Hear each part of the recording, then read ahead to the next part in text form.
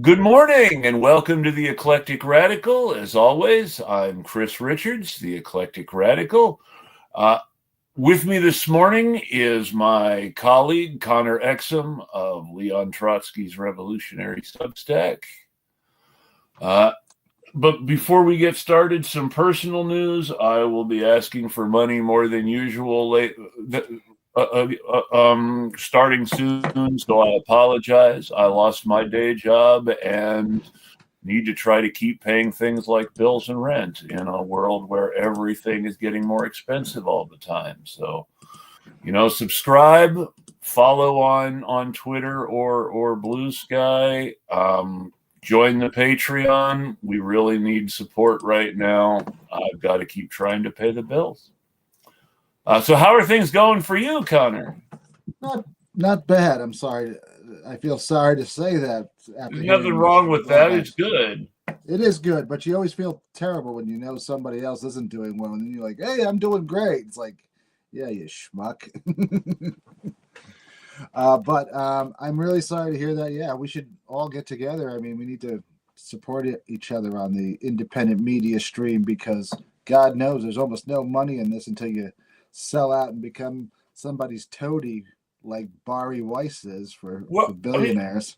There are actually ways to get money. I need to ask some people about the best way to do it. It's like you can if you have the time, which I do now.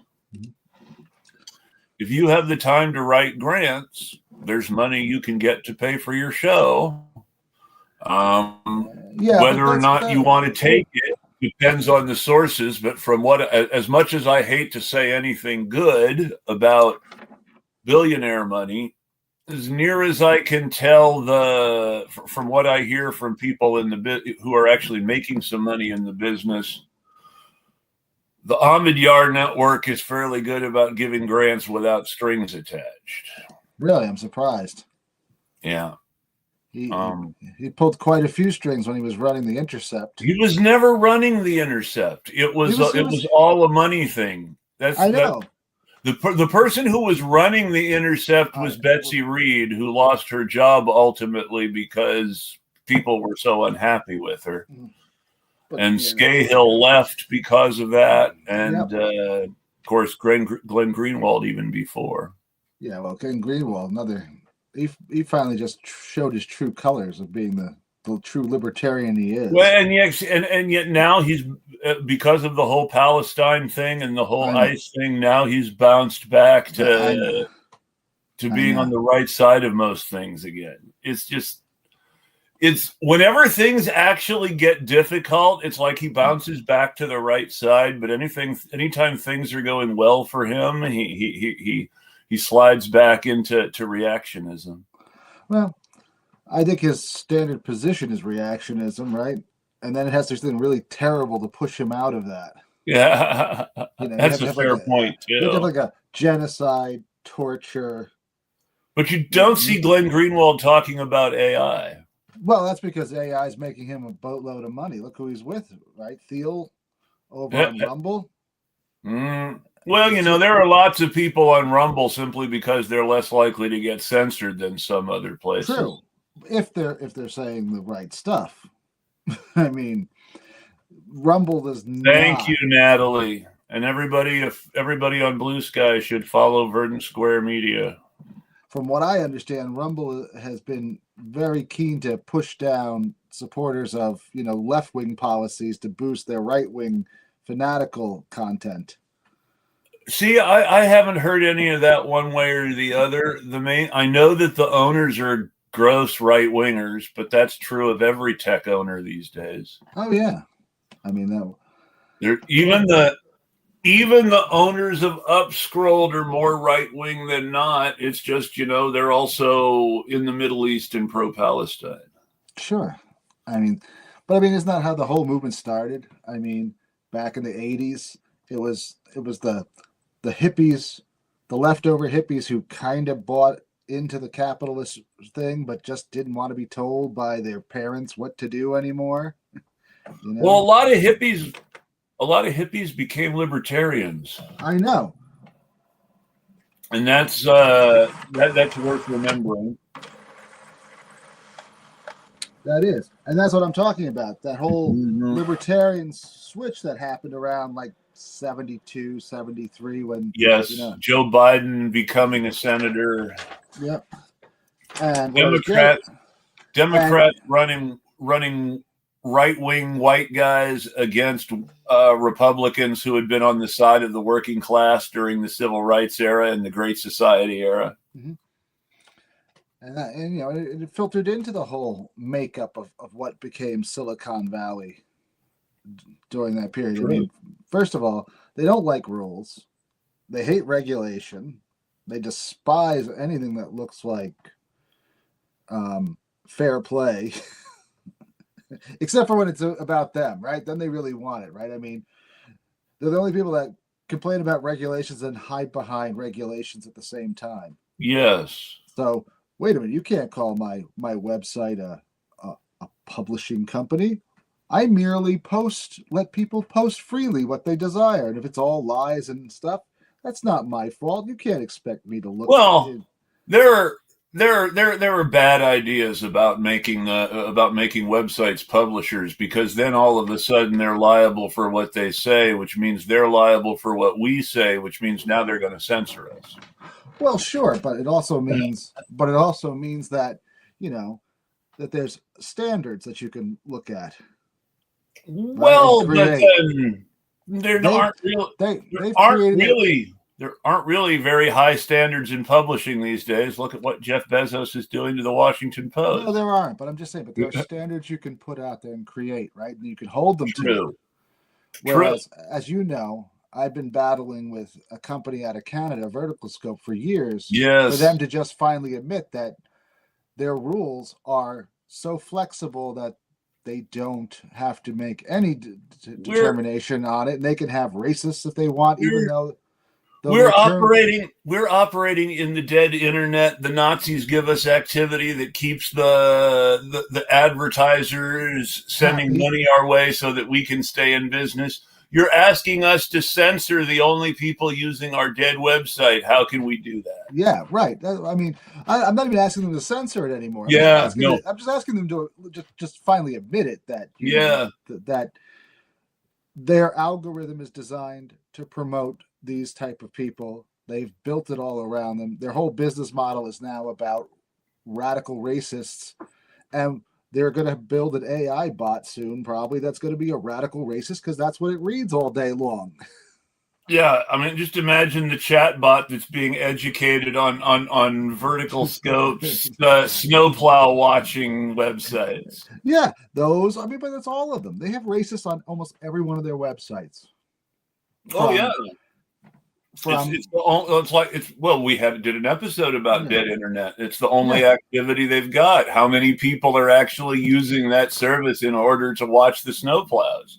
Right, and imagine the kind of AI bot they're going to create to boost that, because that's where it's going.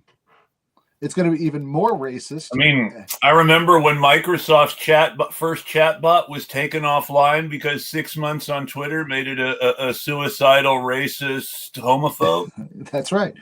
This one will be a beer drinking, wife beating racist that keeps on sending love letters to David Duke. So basically, a cop. Or cop adjacent.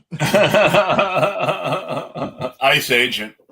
That's right. I mean, and that's really the scary part about AI is, right? I mean, it's so black box. See, I've been playing around with ChatGTP. They give you now a free month to play with one of their more upscaled versions of it. And the data you put in really determines it, but you don't really know where it's getting a lot of the missing pieces, right? Yeah, it's not like a Google search where you can see that Google is pulling up websites. It's the Google search, but it's opaque. Well, I mean, because it may just be because in my favorite AI scandal, did you hear recently that Waymo admitted that their cars are not actually self-driving? They're outsourcing it to remote control operators in Bangladesh. I heard that, yes. I heard that. Which then makes the whole other thing so much more interesting, that how did that engineer then send 24 or 30 of them to a dead end street? Who was in control? Was it that the remote control drivers were setting it mostly on autopilot and then just correcting the fine points? So in the grand old days of the 90s and early 2000s, there was this really new technology called GPS. Yes. And one of the when the various direction services and Google Maps and everything first started providing GPS routing to your destination, the trucking companies that immediately instituted this GPS routing found their trucks driving the wrong way on one-way streets, being told to turn onto streets that didn't allow trucks, passing under awnings that didn't have the space for trucks, just all sorts of disasters in the early implementation phase. I remember that. And that's when they decided then they were going to go and actually physically pay for someone to go out and map some of these routes. Yes. And that worked a little better, but you still see it. But what my point is that's what that guy in the desk is supposed to be doing. He's supposed to be the guy that says, oh, wait a minute, looking at the map going, that's a one-way street. Turn around. But the thing is, you're only ever as good as your maps. Yes. So then the question becomes, okay, what's Waymo's map system? Are they paying to use Google Maps? Probably. Which would make sense, but would then mean they're paying someone else for their basic livelihood. Sure. So it's more likely they're trying to develop their own. They've been developing their own as they go along, like Lyft and Uber, which means that they have the same weaknesses of new maps of anybody else using new maps. Well, they're probably doing a combination of it. They're probably actually doing this. They're probably actually trying to use all the old maps that they can find for free, then probably putting it through their AI generator, right? Trying to update it based on, other news stories and reports they're hearing, and just making the wrong assumptions. I mean, you can create some amazing data. Is there any way I can load something up here? Oh yeah, you should have a present button down on your little control panel. Or is that only you? You should have an option to share your screen. Slides. Yes. Let's see if I can share one. So like this. Here's one I just made a few minutes ago, right? From data I have. It says invalid slide type. Oh, it's not a PDF. Oh, okay. All right, give me 1 second. No worries. And I'll show you. It's like the craziest thing. I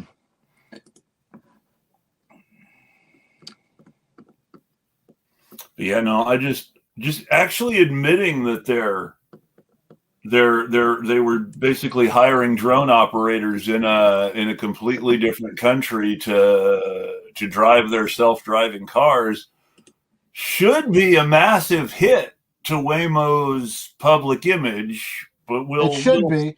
But you know what? They put that as they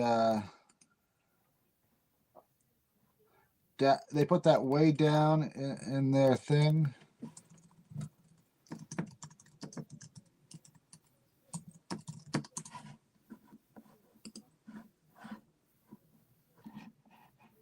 Okay, I think I can do this now. Cool. I mean,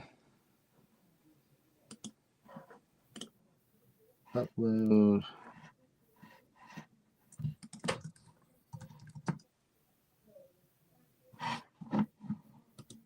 Here we go. Is it working? This took me like 20 tries. Anything yet? There we go. Add to stage. So this took me like 20 tries, and then I'll put the real one up, right? Just to get this, just to get it to change the color to green. And if you look at the text is wrong. And I gave it the brochure, the original brochure, and it took like 20 minutes for me to get this thing to get this good. 15. It was like 5 different prompts, and I just wanted to change it to Here we go. Let's see this one. File export. Walter Snow Fighters. Yeah. Beautiful machine. It is.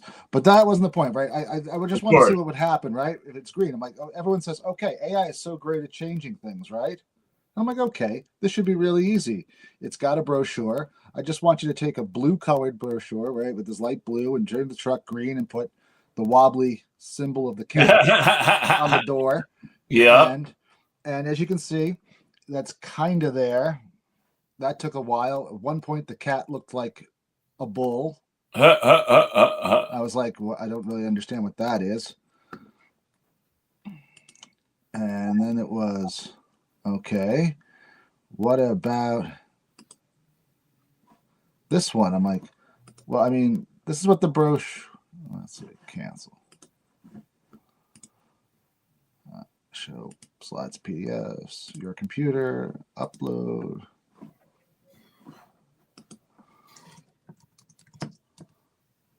And as you can see, it does not exactly, I mean, it's close, but it's not. GPT is clearly not quite providing a deep fake quality there. No, that's what the brochure looked like.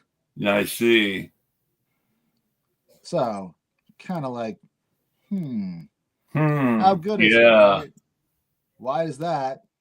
And all I wanted was green. It was a pretty simple thing. You could do it on, I mean, if I had Photoshop, I just don't have it on this computer. Sure. I could do it in like 5 minutes, you know, you mat it and then boom. There's a significant difference. Yeah. But that was what I wanted. I mean, and the text is all wrong. It made up text. I mean, and all it has to do is just reprint the text. Yeah, it shouldn't have to make text up. You're right. I mean, there's errors all over it.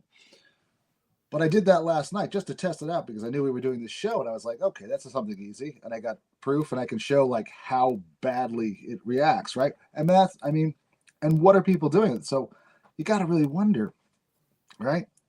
Like we were talking before we started about Plantier, right? And their Where's Daddy app, right? Yes. How many errors do they have? How many misassumptions do they have?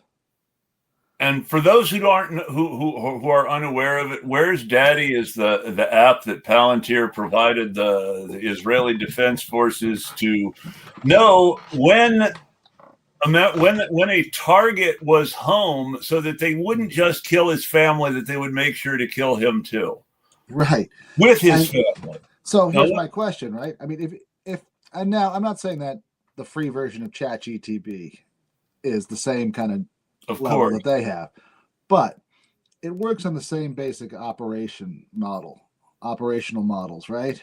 Yeah. So how good is your data going in? How good are your assumptions? What kind of assumptions is it making?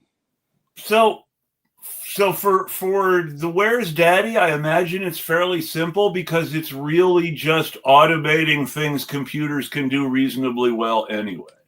Is it? I mean, first of all, you're taking a whole bunch of pictures like this, right? Mm-hmm. And you're trying to build the model of who that guy is, right? You might only have a small picture of him here at one angle, another picture of him over here. So you're going to have to extrapolate, right? And create a full face for facial recognition to work. And then you've got the point where it's a portion of the world where the facial recognition landmarks don't necessarily match what the AI is programmed to look for because of the racial biases of AI. So it may not be getting faces right. That's a good point. So now, all of your assumptions about what is a face, how much of it do you really need to know what the other side is? How symmetrical should it be? Becomes even more important. And now, you know, and you're telling your drone pilots to bomb that house based on some information that may or may not even be true. And that's our problem with AI, is that we're becoming super over and dependent on it. I mean, I watch my nieces and nephews, right? A couple of them are absolutely obsessed with it, right? Can't stop. You know, they use it for work. They use it for everything. And Then you ask them serious questions like, so, but how much time do you go over and correct it? Like, oh well, yeah, I do have to correct like 50% of it. It occurs to me that the IDF is a really easy customer in this case because they don't actually care whether they kill the right Palestinians or not, as long as people are dying. That might be the only saving grace for Palantir, right? Is that at this point in time, the IDF believes they got carte blanche for bombing. They just need a plausible reason to do it. And as long as they can in this case, a way that they can tell the public, hey, look, we're using this sophisticated system to make sure we only kill the right people and their families. That's right. And yeah, that's all it is. It's just a cover at this point. And of course, let's note that this is still a system for that even if everything works properly, this is a system for letting people know, okay, now's the right time to kill the family. You'll get the right person. Hopefully there's not an extended family there, right? I mean, that might screw the whole algorithm up. Might not be. Well, I mean, so again, you want to go back to the history of the region. Oh, I know. It doesn't care. In 1947, under the alleged suspicion, we were told he was a terrorist. Oh, I know. They blew up the Haganah, not even the so-called bad guys, but Haganah, the so-called good guys. I know. I'm blew up the Abu Laban farmhouse. I'm not saying that's going to stop the IDF. That's a bonus for them. But I'm just saying for the PR guys, right? That's a big problem, right? If it starts, picking out grandfather, right? The wrong extended family member as being the right guy, and you leave too many, daddies not dead that want to come back and blow you up 10 years when they figure out how to, retunnel under everything. And now that's not fair. The IDF built the tunnels. We know that now. Well, they can't use those tunnels anymore, right? I mean, those tunnels, you can't use the tunnels they built. Well, those are the ones, but I just think it's hilarious that the IDF was insisting for years, the people in Gaza are using tunnels. It's like, no. Israel was using tunnels when they ran Gaza. This is a whole different thing. Hey, you're going to use tunnels. If you live in you're going to use subways, sewers. You're going to use whatever you got underground because you got satellites, helicopters, and everything else that can see what you're doing. But I'm glad you talk about, though, the accuracy and ask the question of what is a face, because this brings us to the issue, as you pointed out, when saying the text was changed and wrong, when all it had to do was copy the text from the existing image.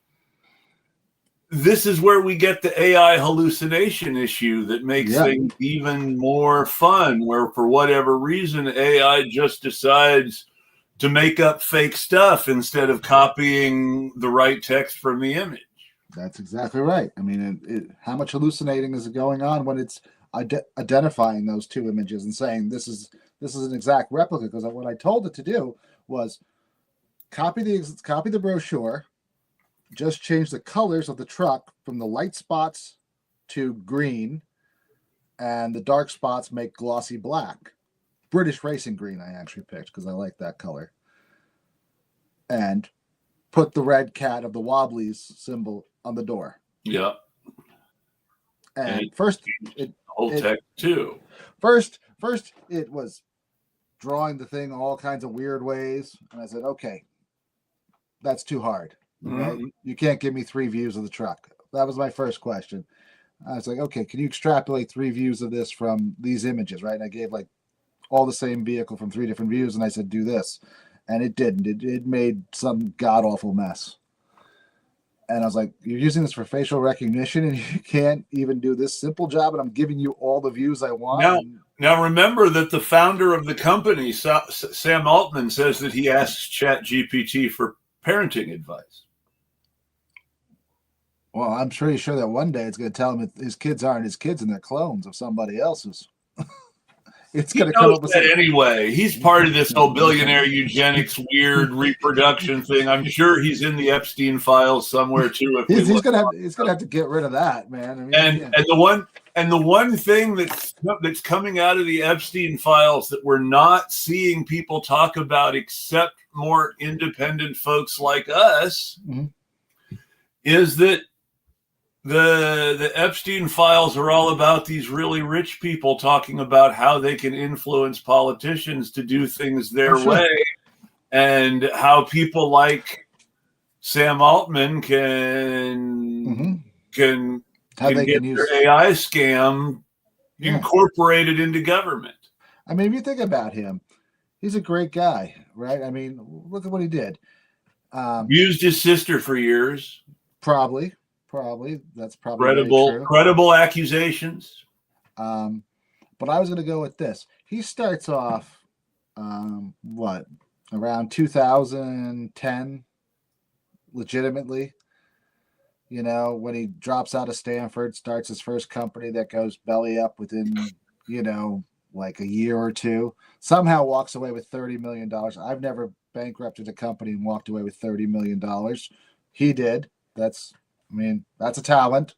So let me talk about something here right now, because one of the things I did in one of the places where I ended up getting scammed by a boss was I've done things like write business plans and and explore what a business model should look like. And it's worth noting that if you're doing everything quote unquote the right way, then you're setting up a corporation, and the corporation is paying you a salary.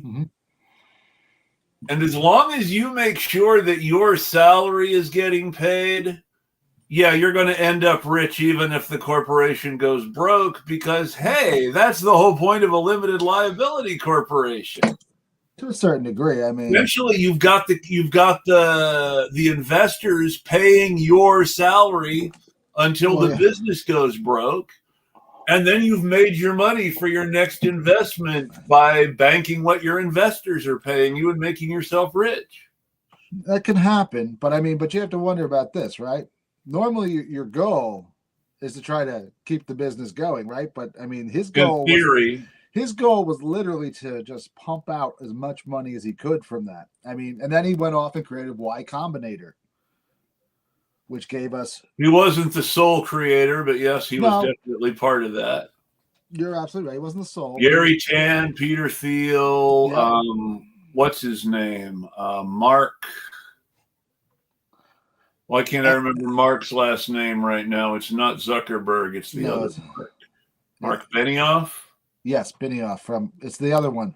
But Andreessen, Mark Andreessen, that's the one I was really thinking. Is that the one? Yeah, Mark Andreessen is the one who was behind Y Combinator originally with Thiel. Benioff is the guy who wants to fire everybody in HR and turn them all into AI bots with hallucinations about it. That's going to be a great... You should go kill your employer. That's what I would love that. I would love to put that in, just stick all this communist revolution, have it spouting off. But of course, it's not going to be programmed with communist kill your boss propaganda. It's going to be programmed with hardcore right-wing kill your neighbor propaganda. I know, but that'd be the best thing to do. I mean, because you could just see him doing that at one of those slideshows, because now that everyone has taken a page out of 1984 with Steve Jobs having all the CEOs up there and be like, look at my new thing, look at how great it is. I haven't checked it out. You're more of a play with the tech directly guy than I am these days. My tech has been lighting controls for the last 10 years. Wow. But that said,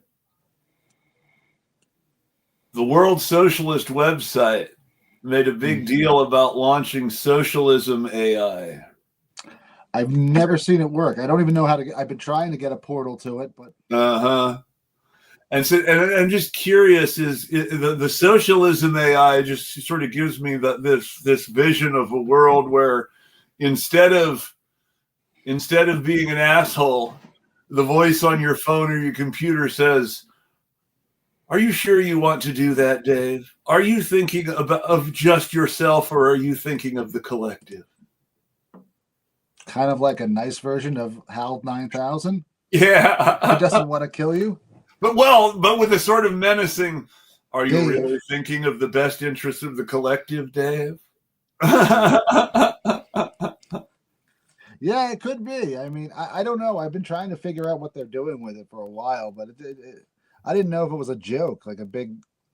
I wasn't sure either. I mean, that's you're more connected to the actual players there. I need to look into that myself. The account that was connected to those people, sadly, is the one that got hacked. I know. Again, there you go. Probably by an AI bot. I mean, and that's the best thing, right? I mean, they talk about killing spam, and the only thing that the AI robot seems to actually pick out are real users. So the AI is the spam. Oh, I know. Real users are the problem. That is the problem. So I used Facebook a lot to interact with my community because they're older and they use Facebook more. Sure. During my campaign. And I got hit with so many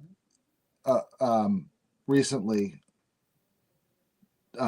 like complaints from the thing, like, we've removed this statement, and our AI bot has generated that this is spam. And it's like you just literally just answering someone. Someone says, X, Y, and Z, and you say, no, it's this, this, and this. And boom, we've removed this comment due to spam. So like 26 comments came back and said, we're sorry. We know this could be troubling. But the thing was, I never saw the comment actually return. So I don't really know if the comment ever came back. All I know is that I got this message that said, yes, maybe the comment came back. And that's the beauty of this AI, right? I mean, they blame it all on it. I was like, oh, it's beta. Give us a time. We need to perfect it. And, why are you forcing on it? Why is it being forced on us if you need time to perfect it? Why are you not perfecting it instead of forcing it on us now? That's the problem with that. Well, you know why, the logic of AI, right? I mean, it's the chicken or the egg. Well, you can't teach it the real world things without putting it out in the real world, right? So you got to put it out in the real world and have it screw up so that the next version is better. And that's why we're on chat. Do you ever watch Persons of Interest? No, I haven't watched that in years. It's off the air now, but it's worth. I'm thinking about watching through it from beginning to end. Wasn't that about an AI software? Yes, the fundamental, and in the end, it becomes a fight between a good and evil, between a good AI and an evil AI. Yeah, but it's really interesting because it asks all these questions as posed by the so-called big tech guys. Okay, well, how could AI actually keep us safe? And what you've actually got is this system where, in order to make the AI moral enough to be trustworthy, the inventor essentially has to go through the process of creating and killing like 500 different versions, just immediately destroying the AI completely if it seems like it's any sort of psychotic threat. Well, that's the problem, right? And no one's going to do that. No one's going to do that in the real world, right? So they're going to just let it spew out this psychotic stuff, right? I mean, that's the reason why you hear all the time AI chatbot, starts doing racist comments. I mean, wasn't Grok just like a few weeks ago once again spewing more racist comments? Grok was making illegal revenge porn of people. It was doing that, but it was also making racist comments again.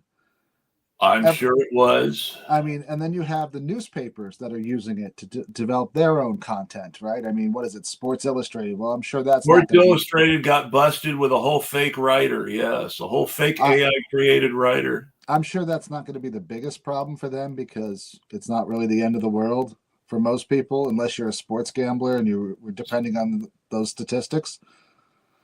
But Business Insider was also using one. Jalopnik right, has gotten rid of all of its writers.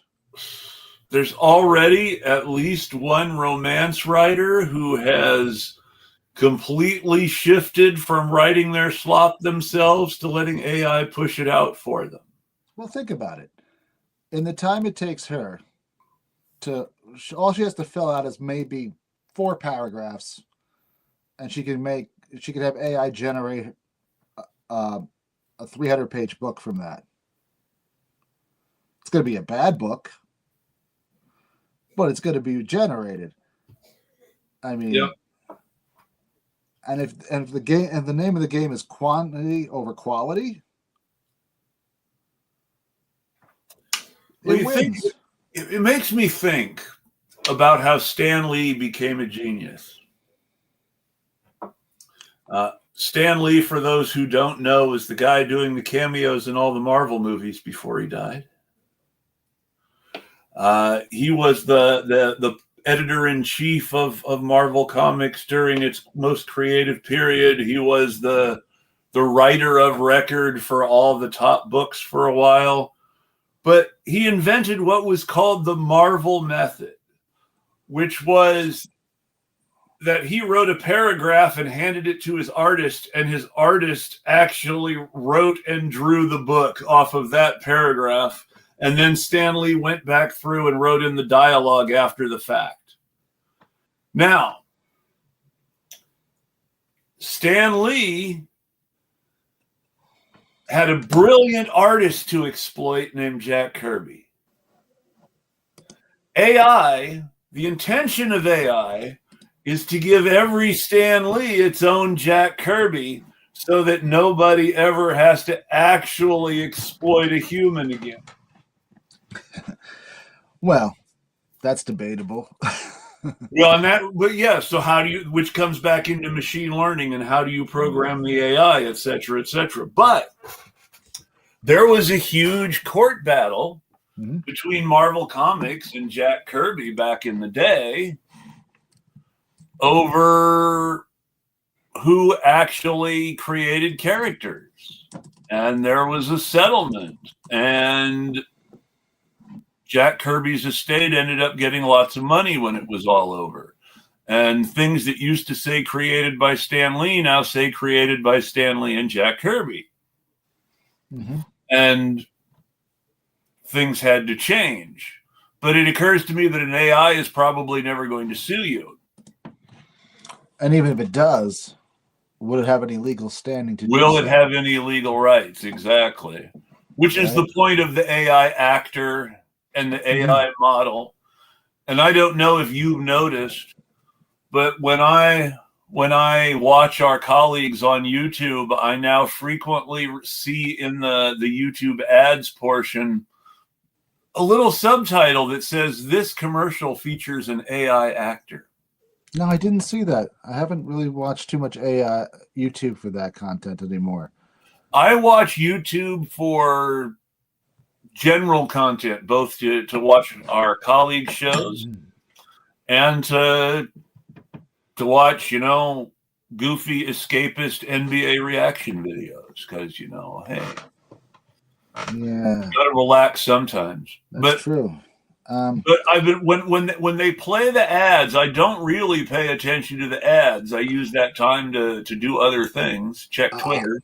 I'm really waiting for AI to be so sophisticated that Cenk can finally just have the perfect co-host in the AI version of Anna Kasparian.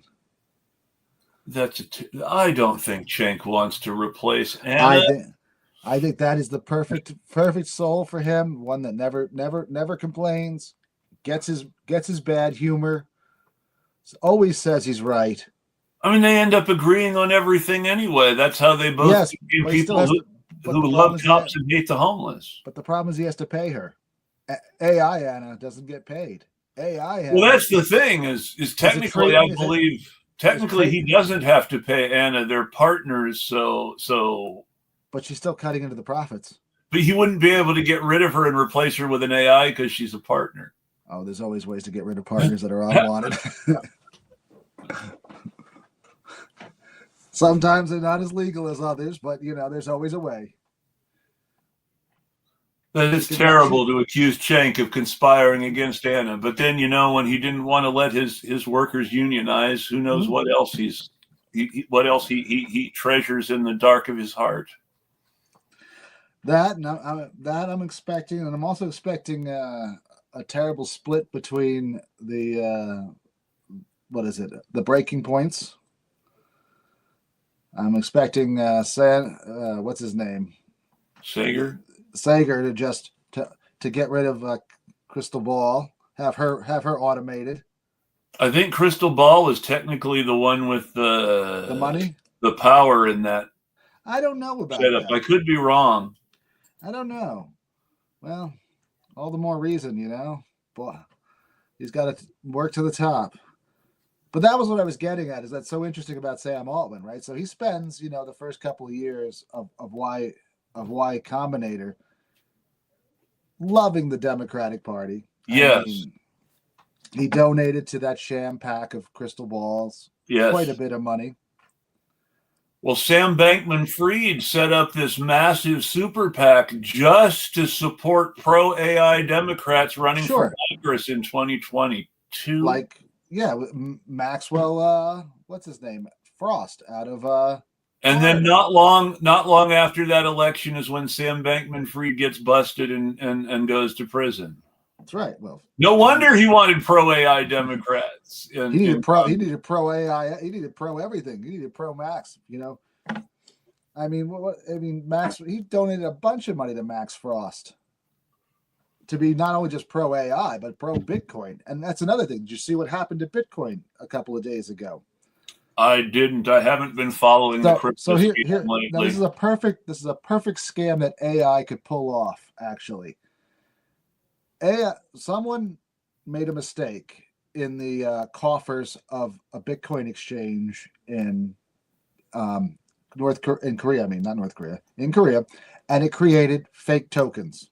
Oh, and lots of them, and it sent them out to a bunch of users there.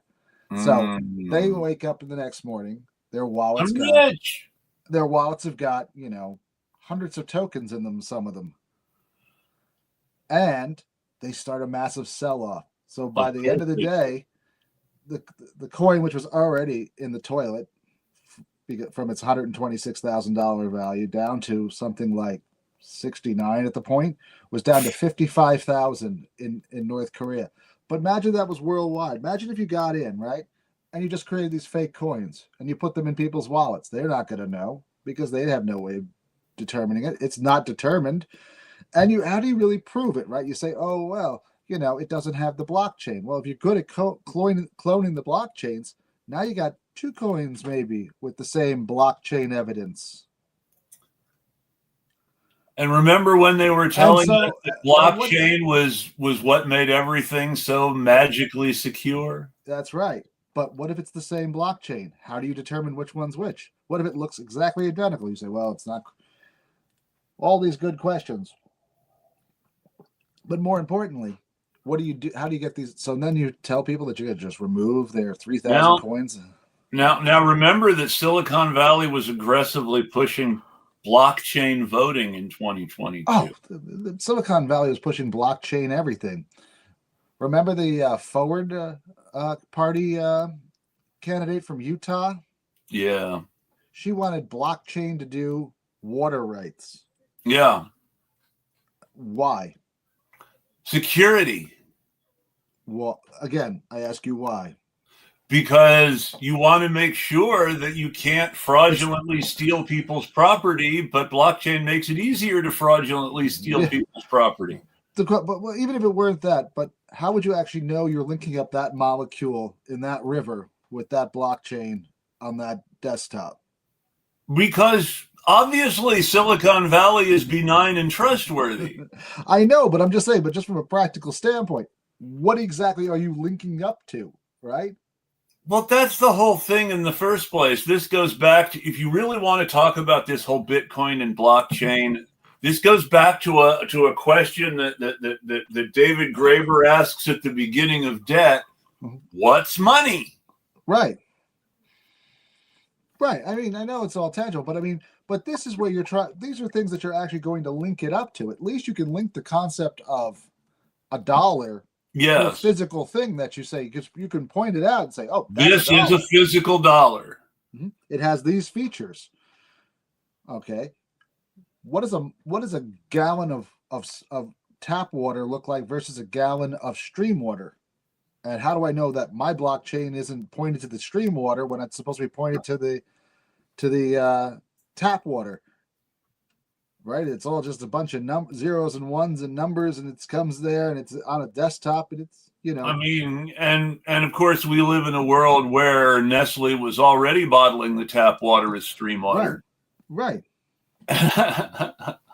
But you see what I'm saying is that leads to huge areas where AI, which is going to be the next savior of us and save us from all these problems, and supposedly take that and say, oh no, that you see, because it has the 001 here, and this has the 100. That's only the stream.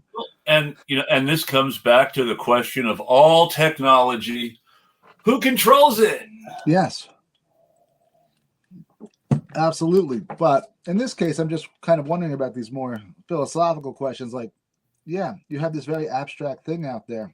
Well, but I mean, that's the whole thing. That's the whole thing, is you have people who don't really think philosophically except in very metaphysical ways. Mm-hmm. They're not interested in... I think these are pretty practical philosophical questions I'm asking. I mean, we're just talking about how do you ground that object that you created over in your laptop to that real. They don't. They are extreme idealists who don't believe in the reality of the actual object in the first place. They believe they are creating a more. Because of their idealism, they believe that they can actually create a better reality through the lies AI tells us. That might be something you're onto, right? I mean, that whole simulation theory, yes, is huge from my understanding. With guys like Peter Thiel, J.D. Vance is big into it, or he purports to be big into it. Now he purports to be the super Catholic from. Well, what's Peter Thiel's number one obsession? Immortality. Yeah, well, immortality, and apparently he believes that the simulation theory is the best way he's going to achieve it right now. Well, yeah, effective altruism, which is a Peter Thiel project, if you go back far enough. Effective altruism is all about, well, we can't do anything that would potentially harm the safety of the human race on its AI server in the future. That's right, yeah. Which then, okay, who gets access, who gets downloaded to the AI server and who doesn't? The other question is this. They always some of them already believe that they are in a simulation. So, of course, that someone's already done this, and that's how we know that it's possible. To which you have to ask the question: if that's the case, then what? So you're why do you want to download the simulation into another simulation, guys? And how would you? And how would you even do that? I mean, other than the fact that you watch the 1980s Tron movie once too often. Well, I can see how you would do it, because like the universe is infinite, right? Okay. So because the universe is infinite, you've got reality, and you've downloaded reality into a simulation, and your simulation is running, and whatever's happened to the real world has happened to the real world. So that reality may not even exist anymore, right? Yeah, well, it's got to continue to exist. Something's got to continue to exist, right? Because your simulation. You want to imagine any post-apocalypse you want. You can imagine the dead city where the technology is still alive, but there are no people. The nuclear power plant is still running because, it's going to run for 1 million years, whether there are people or not. Well, I mean, yeah, if all things work fine, right? But no, as you and I both know, right? I'm just giving you the basic framework. So, I know that. As long as the nuclear power plant still exists, which may explain why they are so big into nuclear right now. Yes, exactly. Well, there's another. There's a whole other connection about that's worth its own show. But it is, other than the fact that they're running out of power, but it's really, really funny to me because you've got this. So you've got your simulation. So to the people in the simulation is reality. Oh yes. And so the people in the simulation are creating their own simulation and downloading everything into that, and boom, boom, boom. So now, as long as that original power plant is running and that original simulation is running, then you can infinitely go to as many simulations as you want within the original simulation. As long as the original simulation has the space, right? Has infinite space. Now you understand why the price of RAM is going up so much. I know. So, I mean, at the end of the story, right? I mean, you come to a point where you have so much information, you have more information than even the universe can hold. Well, at the point in the end, you've got in the ultimate, the sort of ultimate kernel simulation down there in the center, the newest one, whichever one it is. That newest one is essentially, bigger than the actual original universe was. Or you have to delete some of the older universes. Absolutely. And then that starts to raise some interesting questions. What happens to the people in those universes? Well, according to Teal, he's got a ticket out of there, right? Because he's a billionaire, so he's got the golden ticket from Willy Wonka to the peak. I find the lack of, but this is actually sort of symbolizes the lack of deeper philosophy, because what you've got here, you've got a Bergsonian continuum. But the problem with a continuum is just sort of a simulation of the universe in this sort of metaphysical sense that we can't prove or falsify in any meaningful way. And that's why in the end, Bergson's philosophy didn't go anywhere. That's right. I mean, there's a lot of interesting. Why most of the people watching this show probably don't know who Henri Bergson is or was. That is true.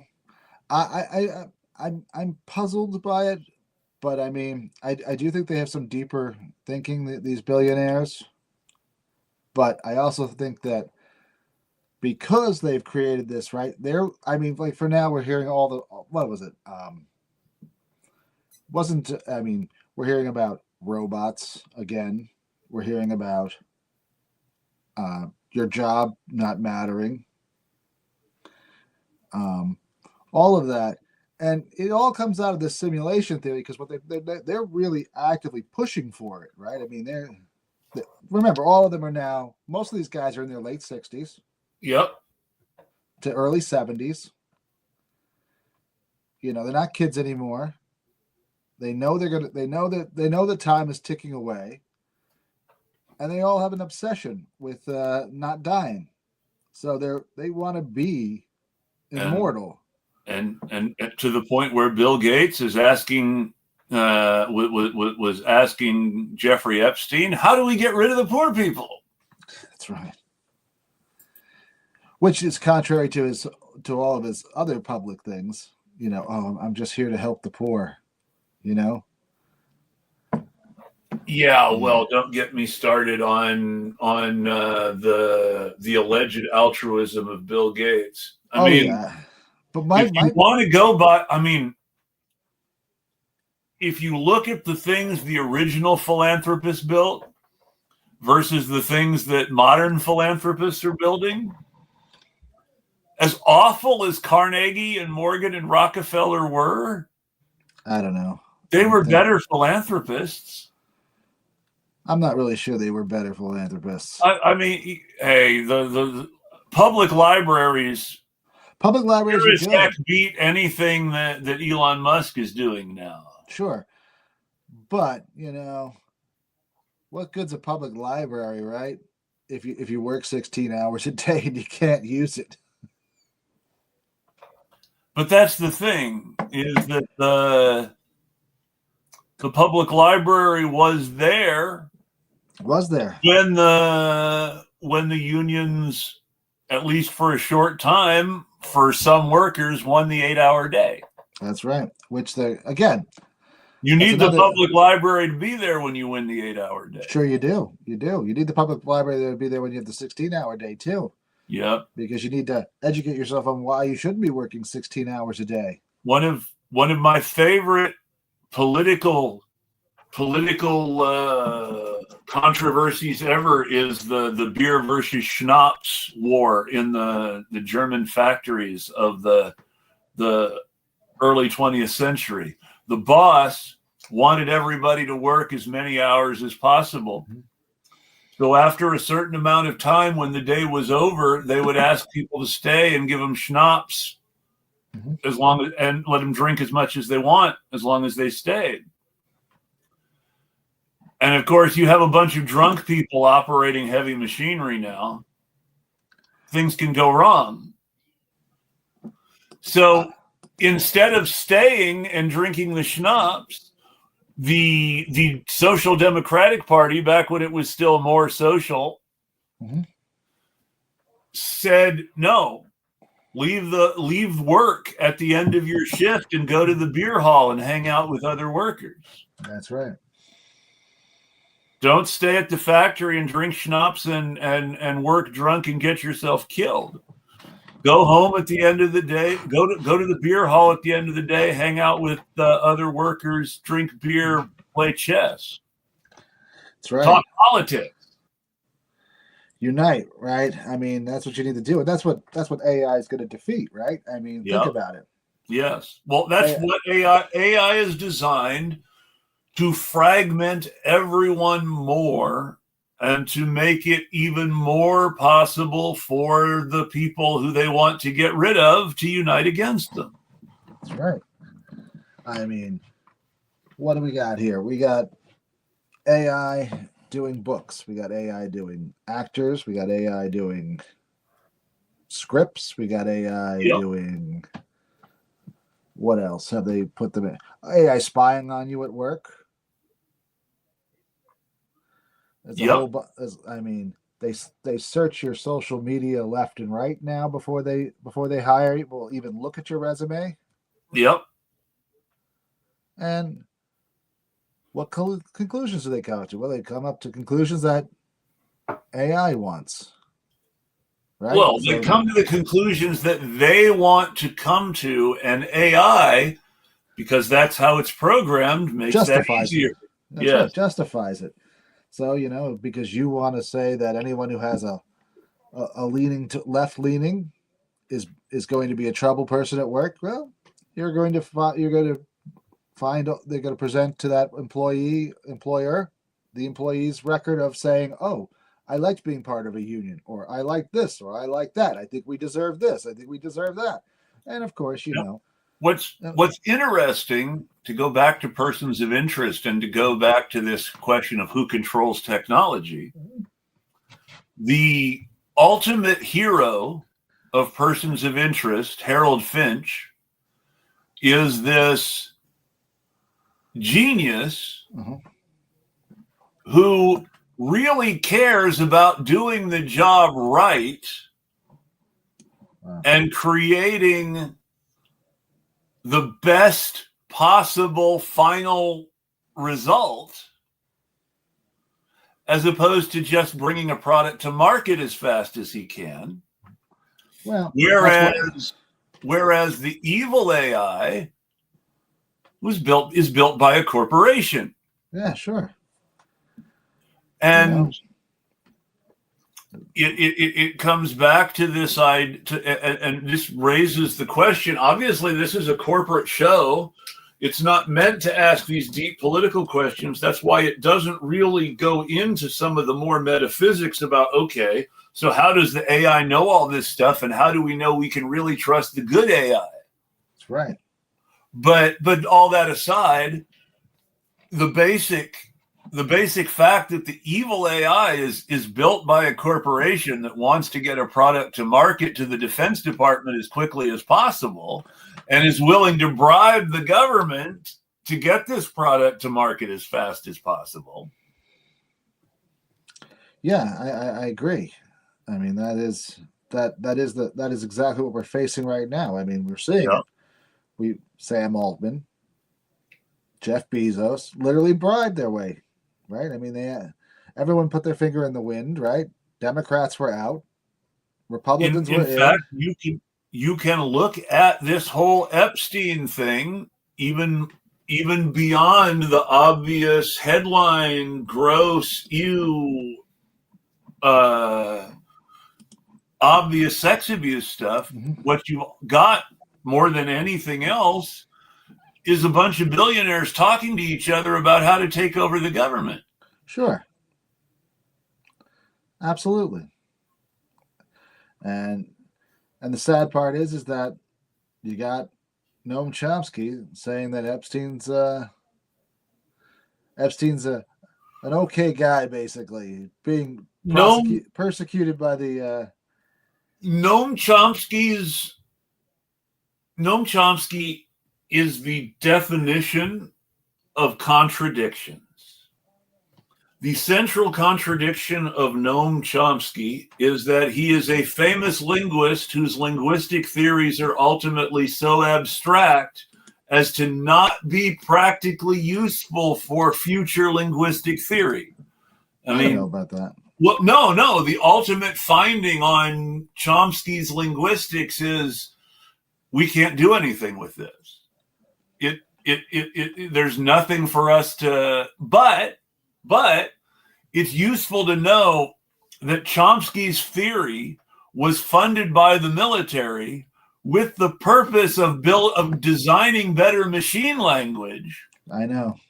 And so Chomsky may turn out to have been the deep double agent who saved us from AI, because Chomsky's funded linguistics research ends up not really being workable. Maybe that's why AI doesn't work, because Chomsky's didn't want to actually be able to deliver for the military. I don't know. I mean, he's definitely a contradiction. I don't understand. But I think it's worth noting that the military who funded his research was never able to get anything useful out of it because it was so abstract and abstruse. Yeah. And which then makes you wonder, okay, so what is actually going on under all that, and does it really matter? Chomsky's always been full of problematic messaging. I mean, the very, very best advice Chomsky ever gave anyone for overthrowing the government was, well, voting doesn't matter, but you should vote blue if you live in a swing state. Yeah, I never really not exactly inspire people to believe the world can be better. I've never understood his position on voting.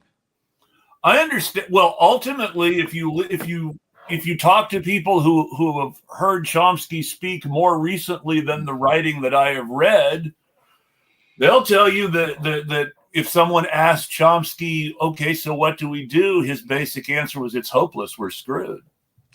I do believe he's a little nihilistic at this point. Mm-hmm. But I don't know. I mean, I was just disappointed to find that out that he was. But I was also. It's massively disappointing. But I was also disappointed when they found out Marvin Minsky was also buddy with Epstein. It fits into everything about Chomsky, though, because Chomsky is someone who's always been part of an academic establishment where he hung out with people he had no business hanging out with. Sure. I mean, that is true. I mean, it's interesting for buddies with lots of inappropriately rich people, not just Epstein. It's like, because you have to have rich people's ears in order for your ideas to spread in academia. And so, what are you going to do? the trap about being academically successful. Well, that's the trap of being just successful, right? I mean, he was, But well, getting back to more AI topics, I just find that it's interesting that we have so many issues with AI that are coming out from you also noting that I didn't know about Waymo actually admitting that their cars are now operated mostly by drone operators. Drone operators in other countries. So they've basically admitted that they're an outsourcing scam. Right. So, I mean, if that's not the Turkish the mechanical Turk, yeah. I mean, I don't know what is. And let's remember that Amazon calls its quote unquote AI framework, which is operated by outsourced data entry people in other countries, the mechanical Turk. They're giving the game away. That's right. I mean, it doesn't work. What you think, right? I mean, it can do certain things really well. It can find certain patterns when you really, really probe it right, ask the right questions, put the right data points together, and you got to basically lead it along the way. Otherwise, you get gobbledygook but really good-looking gobbledygook, which is the problem, right? I mean, yes.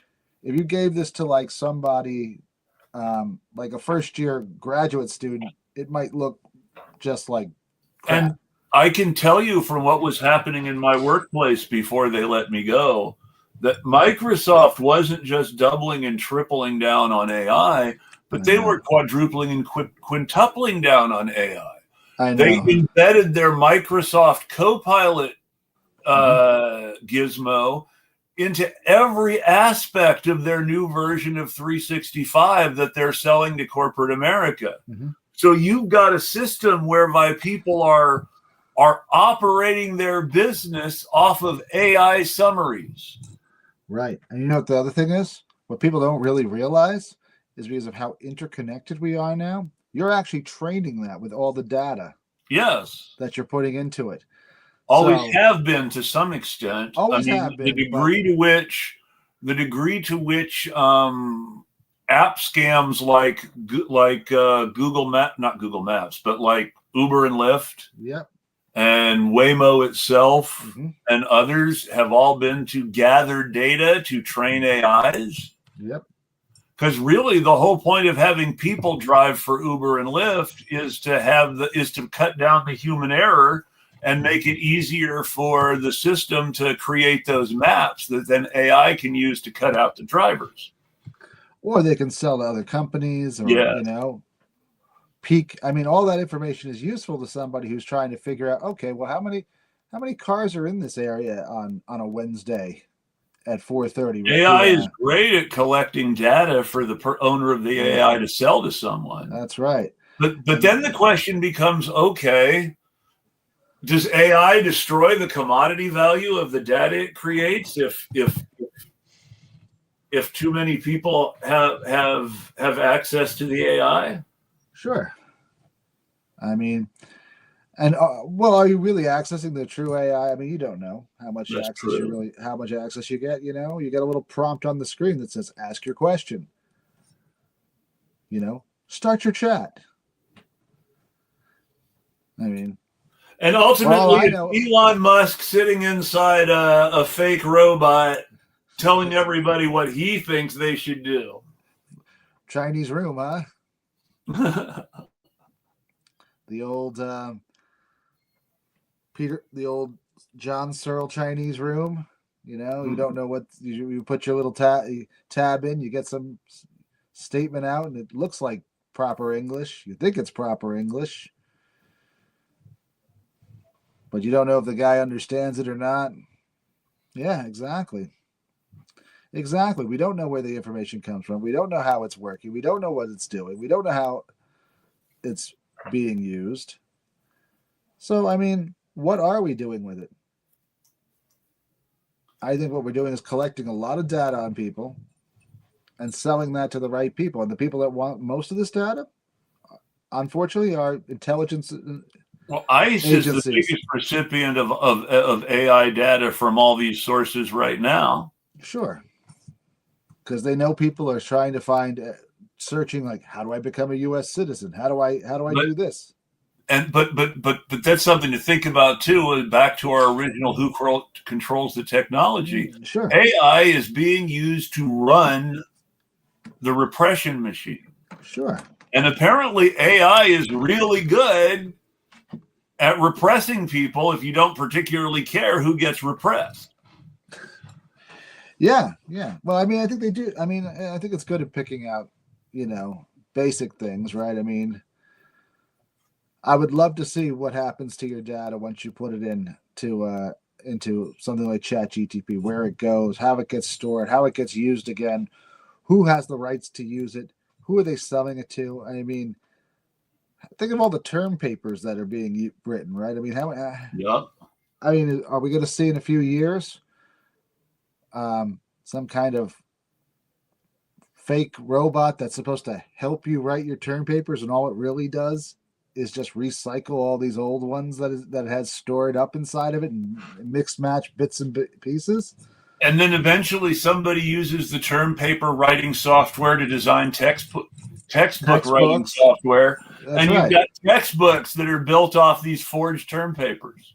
And yeah, I mean, we know that Meta took something like 2 million copies, 3 million copies of books and destroyed them, trying to feed its AI. Yes, that is very important to mention. The AI people pulled a Brainiac.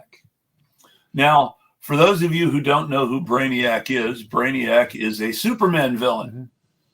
Brainiac is a sentient computer, an AI, if you will, who wanders the universe, downloading all of a planet's knowledge and stealing one city from that planet and putting it in a little bottle and then blowing up the planet to make that city and that knowledge more valuable. I didn't know that. So what Brainiac does is Brainiac, and depending on which version of the continuity you're going with, but I tend to like this version because it fits everything so well and becomes a perfect cycle. Brainiac is in one version is the computer that runs everything on Krypton. Is it? Yeah. I didn't know that. And Brainiac decides, well, I don't need these Kryptonians. Is that and what Brainiac eventually prevents the Kryptonians from doing anything to save Krypton while saving itself and escaping into space with its most important memory functions. Wow. At which point it goes on completely building on and recycling itself and consuming planets and stealing their knowledge. And so was all that to make itself all to make the information that it controls more valuable, more utilitarian to it. Mm-hmm. If no one else has this information, then it's even more useful to me. That's right. Well, that's kind of an interesting question. But what I was getting at is, they burned the books. Yeah. Well, I mean, they had to rip them up. They read them into the computer, and then they destroyed them, so that only the computer would have the knowledge in the books. But the interesting thing is that people confuse that with the software actually learning. Yes. What the software really does is its library just got really big. Yes. And now instead of having 1,000 books to pick from and steal a sentence here, a phrase there, it now has millions or billions, or I don't know how many trillions that could possibly be involved in that many volumes. I mean, it was such a large, and so it becomes harder for you to figure out that the computer is not really thinking. Yeah. It's not really thinking. It's just matching pattern recognition of words. It's just pattern recognition, and that confuses people into thinking it, and it makes, again, this whole image of AI being, learning. Now this gets us back into philosophy. What is thought? Well, that is how do we know whether anyone's thinking? We don't, but we tend to believe that you're thinking because this is where I get really angry sometimes at people who are too much into certain views of Marxism and neuroscience, who think that everything is already determined by the brain years before we do it. I tend to be more of a That's just too Calvinist for me. I mean, what's the whole point? What's the whole point of ditching religion for science if we're just going to reinvent Calvinism? But not really. I don't think we are. I think we're finally admitting the fact that, you know, the universe works by certain probabilistic rules, or it seems to, right? It appears to have that functionality. Mm-hmm. Whether or not it does is, are we imposing those on the universe in a way, you know, by the way we view the information and the way we determine it? I mean, that's a good question. I mean, is it, you know, I mean, I don't know. I've never. It's just like if it just occurs to me that 9/10 of the mistakes that humans make are what could be referred to in a technical sense as an indexing error. Mm-hmm. And it seems to me like when we don't even really understand what thought is ourselves, outsourcing the indexing to something that isn't even really thinking, because we don't know what thought is well enough to program it to actually think. That's true. That is very true. I mean, it does open all kinds of questions, right? How do you determine what would even be the criteria for a valid thought? Well, and now this brings us to things like the Turing test.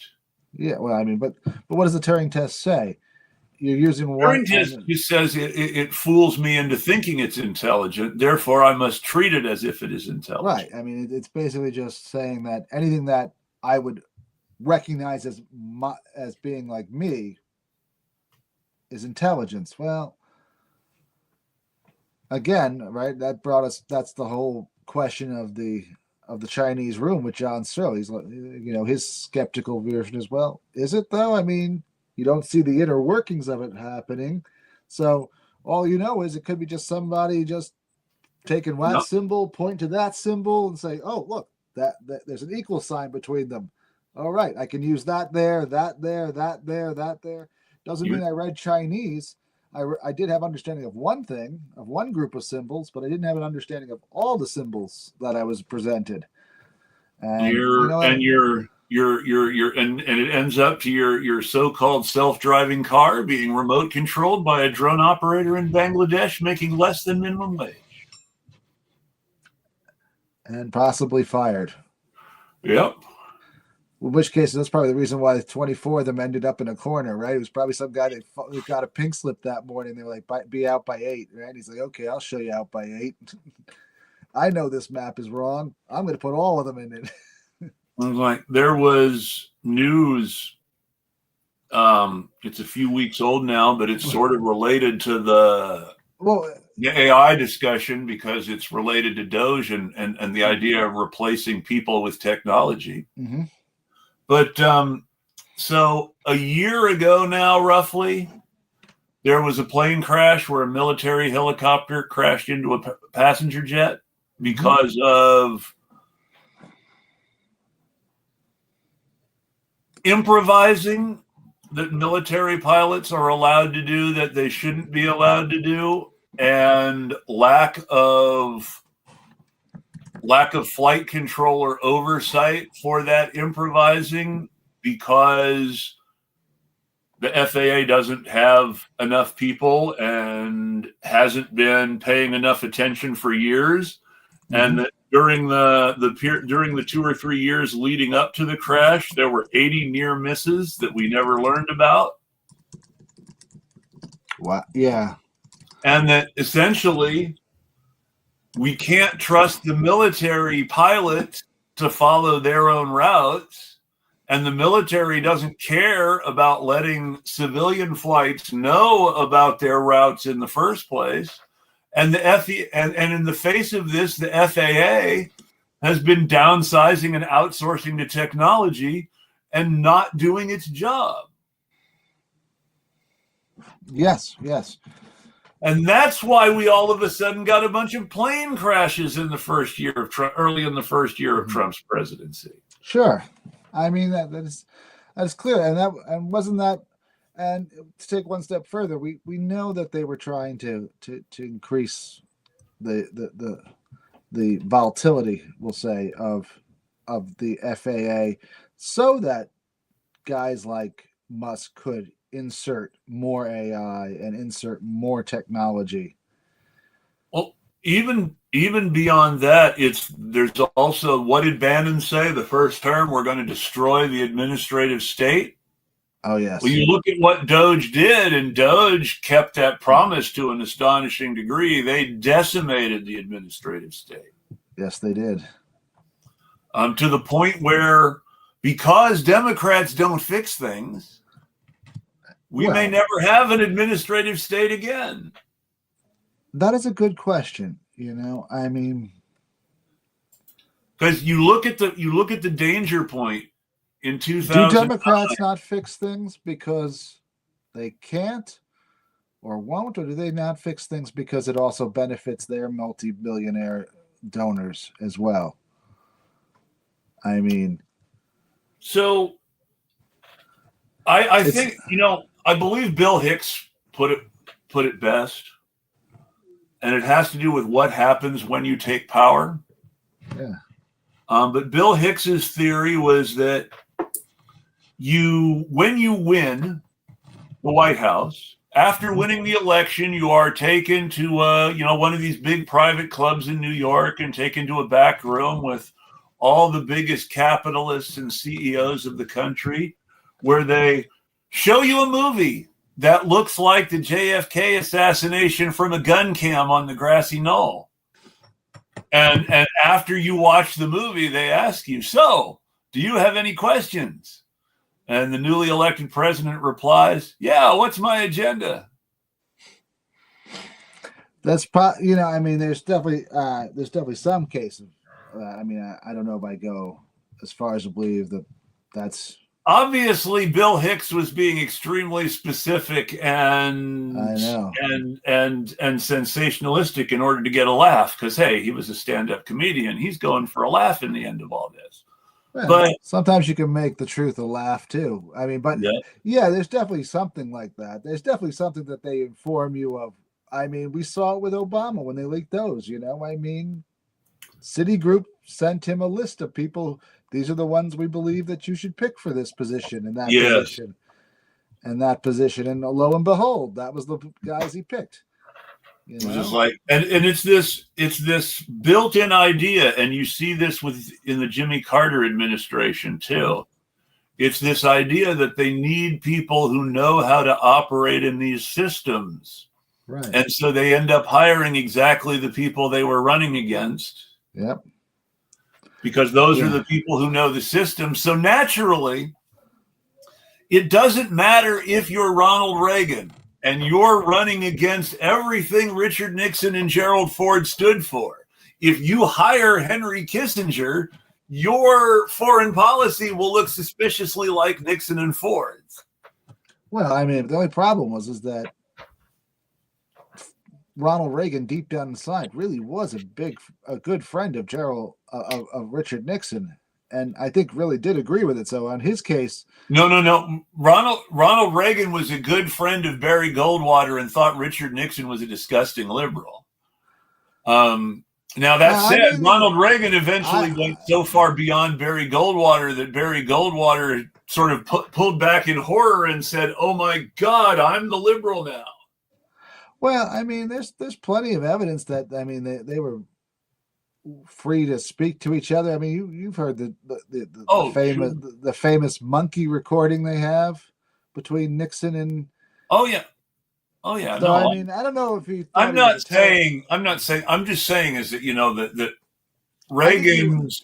I think he Reagan's whole foreign policy spiel was aggressively anti-Nixon and Ford. Well, that's true. I mean, whereas he ends up hiring Henry Kissinger and Yeah, you but get a just like Nixon and Ford foreign policy really, establishment. Did he? I mean, he pushed. I mean, I think he got to push Kissinger a little bit further to the extreme. You know, Oh, I sure. mean, he got to tell, it's okay if we, maybe start a war here or there. Well, of course. Whereas Nixon, by the end, was basically saying, we're going to just have to deal with it. The commies are here for good. We don't like it, but we're going to have to deal with it. Well, right? I mean, the whole success ultimately of Nixon's foreign policy is detente. Yeah. It's not. And you make this argument, and you can make this argument that Eisenhower was trying to do this even further, and Nixon was just copying Eisenhower, and ultimately it was the fault of the American establishment that Eisenhower didn't succeed sooner. But Eisenhower spent his whole early period trying to achieve a sort of detente with Khrushchev, and it was screwed up by the Berlin crisis. Yes, it was. Which spun out into the Cuban Missile Crisis and a whole bunch of other stuff. And then you had Francis J. Powers. Ultimately, Nixon's success was in getting detente back on track. Yeah. And people forget that Nixon was elected running against the Vietnam War in a sense, but was also saying we need to get out the right way. Yeah, I mean, it was exactly the same speech that Trump gave. And it was ultimately his "we need to get out the right way," whether or not you think anything that was done was morally justified. Ultimately, they got out the right way as they saw it. Now, Nixon then gets sucked into a whole bunch of these really stupid corruption issues that he couldn't not get sucked into because of the nature of capitalism and the dictatorship of capital. Well, and Nixon's whole career is this: I'm really butthurt that these capitalists won't let me do things the best way that I want to, but fuck it. I don't know. I mean, he was a very angry man. That's all I know. There's a great moment in Oliver Stone's movie about Nixon, which is based on something documented reasonably well, where Nixon goes down to the Lincoln Memorial and tries to talk to the protesters and explain to the protesters why his way really is the right way to end the Vietnam War, and just ends up getting totally blown off. Yep. He really wants people to listen to why he's right, and nobody ever does. He does have that problem. I always like the rumor that he was like walking around during Watergate, staring at the Lincoln portrait, going, "Oh, Abe, I'm in a real pickle now." And it's like Nixon was a Quaker, I know, yes, not a very good one, since he went to World War II. He left Quakerdom. He wasn't. He didn't think that he did not think that religiosity had done much for his parents, and he's probably right. I don't know anything about his parents, to be honest with you. I would confirm or deny that, but so he always said he grew up poor. That is not strictly accurate. His parents were farmers who owned land. Yep. But they were definitely hard scrabble family farmers, as opposed to sure, landed gentry. Yes, they were not landed gentry. They were farmers. And as a result, he grew up with a lot of the hardships that you read about in Little House on the Prairie, but in Orange County, California, instead of the Dakota territories. But I mean, he had a brother who died of meningitis in the days before meningitis vaccinations. and that his parents, he remembers vividly from a young age that the only reason he's able to go to college was because his brother died. If his brother had lived, his parents wouldn't have been able to afford to send him to college. Yeah, I remember reading something about that. Yeah. And so there's these deeply traumatic things in his early life that lead him to abandon certain elements of his parents' lifestyle, such as religiosity and certain fine points of fiscal integrity. That's true. That is very true. They gave me this little Cocker Spaniel dog. They gave me a lot of money, not just the dog, Dick. Come on, man. How was anyone supposed to know that poor Checkers was going to be a big scandal? Nixon chose to make Checkers the scandal instead of the corporate slush fund, and it worked. I mean, hey, that was brilliant. It was. The Checkers speech, as it's become known in political science circles. Yes, and media history circles too. But he's but I mean, but that's the question, right? I mean, who gets to control the AI? Who's focusing it? Who's making the assumptions that run it? And who's filling it up with data? And who do they work for? I mean, we're filling it up with the data. That's the easy one, right? Yeah. It's working so that really implies that we should fill the internet with as much communist propaganda as possible, since the AI is using it to learn. That's right. We should. we should definitely give it about 1 billion copies of Das Kapital. The origins of the family under capitalism. Oh, you like that one better? I like that one because, that's the one that would really, really screw with the billionaire project from what we know of it, since it's all about eugenics and the things that Engels was talking about. That's true. That is true. We could fill. I mean, but why should we limit ourselves to one copy of anything, just of one book? We got to give it everything. The whole. No, I totally agree. I just think it's very interesting that while capital is definitely the science of socialism, that more than anything else, Engels' book about the family under capitalism is the actual mechanics of how they get us. That's true. That's very fair. And the Epstein thing just sort of feeds back into this whole, Engels was the real genius and not Marx. I don't know about that. Oh, they're both. I mean, if you want to go by the actual proper Marxist scientific socialist argument, neither Engels nor Marx was a genius. Great man theory is bullshit. This was all about them being there to write and interested in writing as the historical forces dictated. True, but I was pointing out. I mean, I just think that they each had a unique perspective that was. Oh, of course. That was very complementary for each other and definitely. Helped.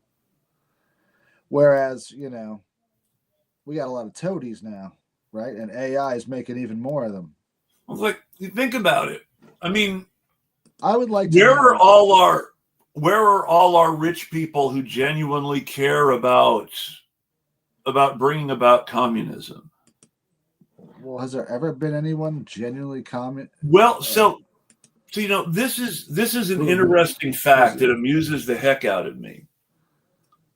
There was a lot of really good communist organizing that went into making certain people that went into making workers in the music business and the sports business as well off as they are, for good or ill. I tend to believe for ill.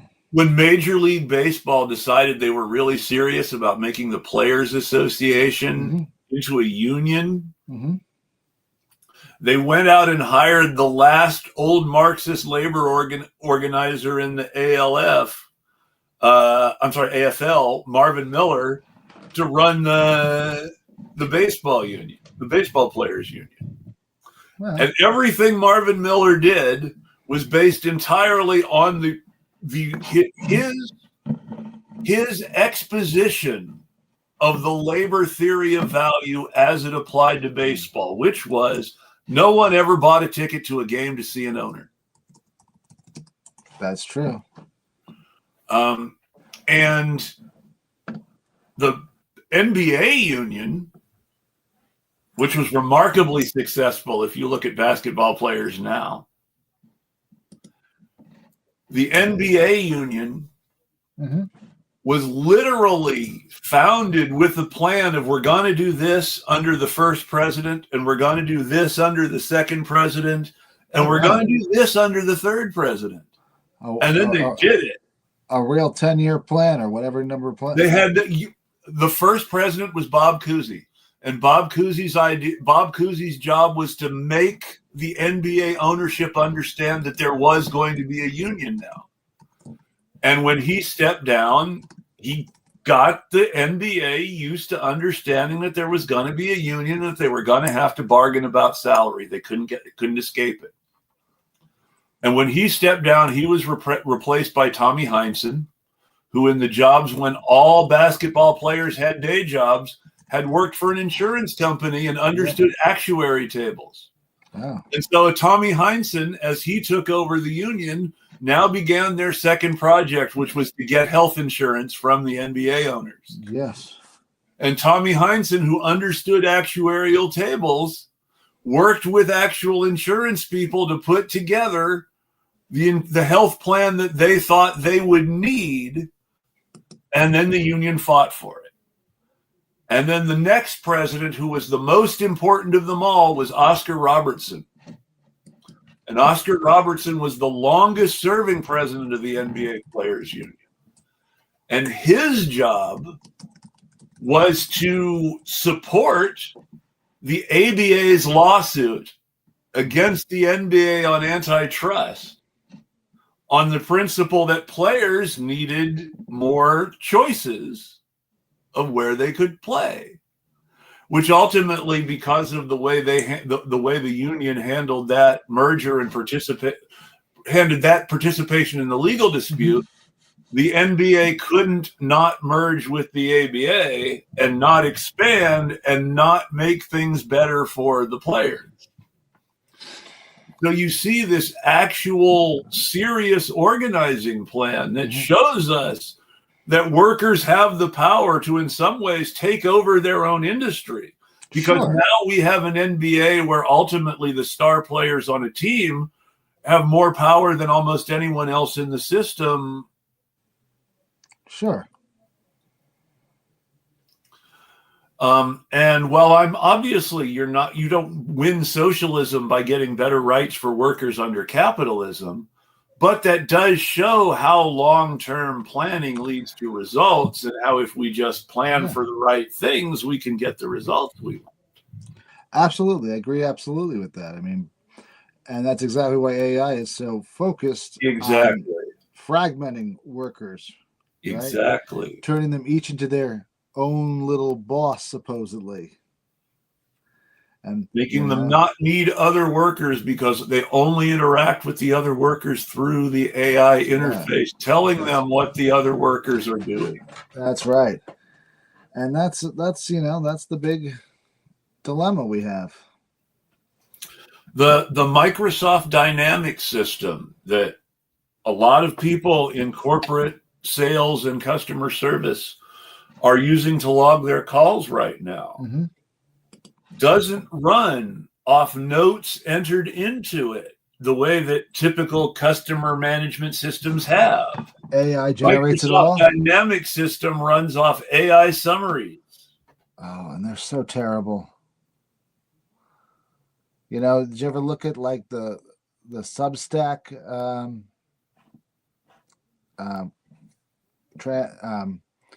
what do they call it? Transcripts of a video sometimes? Yes. And how many errors are in them?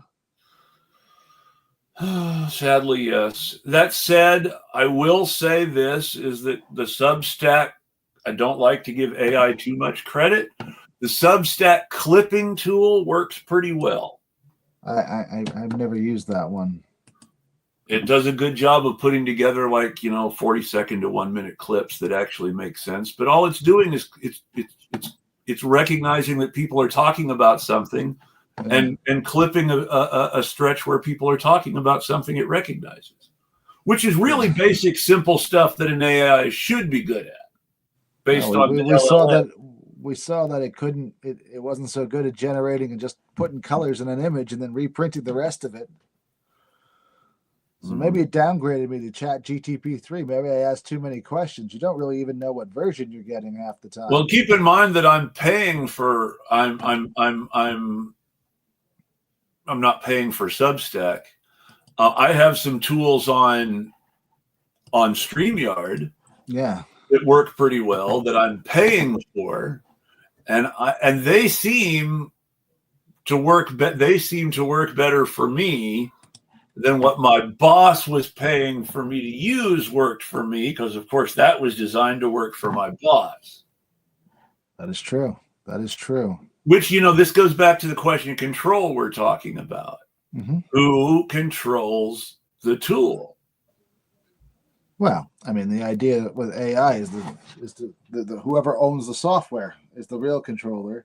And which brings us to the lie of OpenAI, which is not open source or free or in any way open, but is a investment for profit. Yeah, always has been. But they got a lot of good tax breaks by making that claim early on, by being a not-for-profit. And I mean, they're also burning through what? They got to say they're going to burn through $24 billion in the next 3 or 4 years, or some ridiculous number like that. So essentially, what we're seeing, because that's the point of the bubble that we've reached, we're seeing a bunch of companies make deals with each other to give each other money, because they know that the way those deals work, the money they're giving to those other companies will come back to them, which is to say that AI is being kept running by mutual aid. It is. It is. But I mean, I don't think they can get enough people to use AI to make it ever profitable at the rate that they're burning. And yet, well, if you want to say, I don't think they can get enough people to use it willingly, sure. Well, that's what I mean. You got the thing where until I got fired from my job, I was being forced to use AI every day at work because there was no way for me to avoid it. I don't consider that the same, because I'm talking about users signing up like I did for the free. Sure. For the free thing, I don't see you ever being able to make that work, that functionality. Oh, sure. And but their point, but that's the whole thing right now, is the reason that they embedded Copilot in 365 the way they did is to get you hooked on it, so that because that way it meets industry implementation goals without having to convince individual consumers. You just make it part of the corporate graft. And more importantly, it's part of the cost of doing business for them to incorporate AI into their business model. And more importantly, afterwards, right? Because it's just like the cloud, right? I mean, that's how they got you with the cloud, right? Yeah. I mean, you started off with free data storage, and then you fill it up, and then you want to keep it.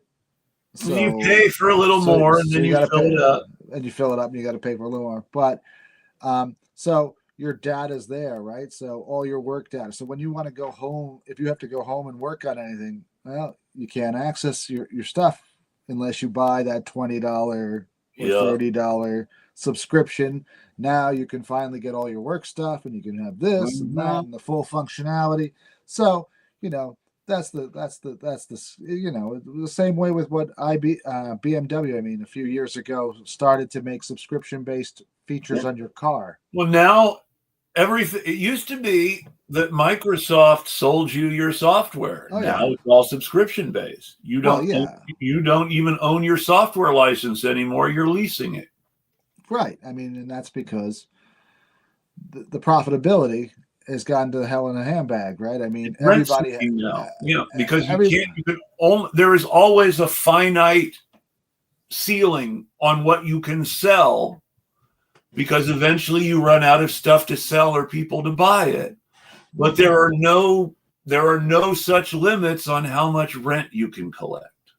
True, but I mean, yeah, you're right about that. I mean, the cost of creating that new piece of software cannot be justified by the potential price that you can charge for it anyway. It's why we've reached the point where they're recycling movies all the time, is that they can't really justify the cost to write new movies. But now they can with AI. One writer, it's like that old episode of The Simpsons with all the monkeys writing out the 1,000 monkeys typing at the computer, at the typewriters. It was the blurst of times. It was the worst. It was the best of times. It was the blurst of times. And they kicked the monkey or something, Mr. Smith. Yeah. I mean, that's it. I mean, that's what we are. Smithers is the toady, right? I mean, that's the president. Is Smithers, right? I mean, we got. Yeah, Donald Trump is Smithers, but thinks he's Mr. Burns. That's right. He doesn't realize that he's the one being led around by the nose. I mean, they'll give him money to shut him up, but they're going to get so much more out of it. Matt Groening, when he created Mr. Burns, really prefigured Peter Thiel very nicely. He did. I got to give him credit for that. And an almost unlimited, immortal capitalist. Yeah, that's the fantasy. An evil capitalist with no redeeming characteristics, who probably kicks bunnies, but who everyone is dependent on. That's right. I wonder why he's never made fun of Elon Musk directly. You got to figure that Matt Groening is the same sort of, in the end, that Matt Groening is probably the same sort of cranky libertarian as the creators of South Park, and not someone who really cares. Not to be cynical or anything. Probably.